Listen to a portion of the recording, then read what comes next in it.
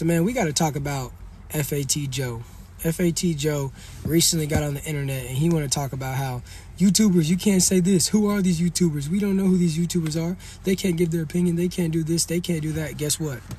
These YouTubers, they are valuable people just like you. They're content creators. And some of these YouTubers make more money than he did ever in his rap career. So for him to get on here and get mad, that just goes to show you that the YouTubers that he's revolving that message around are getting him in his feelings, which means they're doing what they're supposed to. Because if he's this legendary artist and he's not worried about this and he's not worried about that, he wouldn't worry about the opinions of YouTubers. But obviously, YouTubers have influence. If this man's getting out of his body, talk about, I don't even know who this is. Who's Hassan Campbell? Who's Charleston White?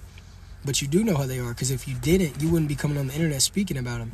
They're getting under your skin because they're telling the truth to our community and to our people. You see, we don't want to listen to no rappers who their whole time they preach destruction, and then when they get 50, 60 years old, now they finally want to be for the people.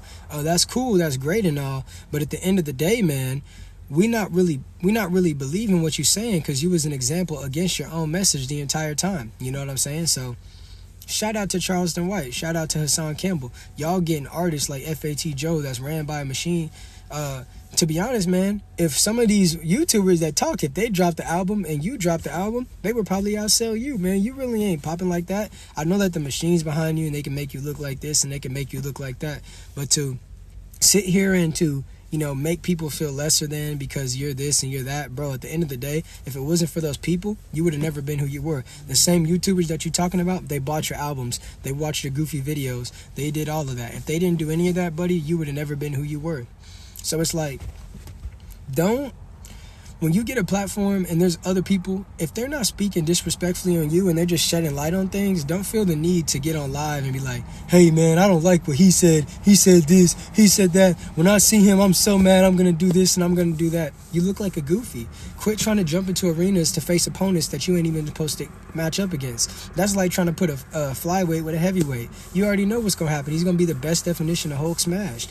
It don't make no sense. So I'm just tired of rappers feeling like they can all of a sudden be massive spokespeople to get on the internet and collectively, basically remove someone's power in their voice. You can't do that, bro. Just because a rapper don't like them, we don't care. The rappers, are they hitting you up? Are they giving you game? Are they helping you pay your bills? Are they doing none of that? No, all they're doing is dropping low-quality fast food music and high-quality music videos and moving on with their lives. They're not paying attention to y'all. So y'all gonna listen to the YouTuber that's trying to help you out, or you gonna listen to the artist that preaches destruction, then all of a sudden thinks he can have this call to action to get rid of somebody? Boy, it don't work like that. You a rapper, homie.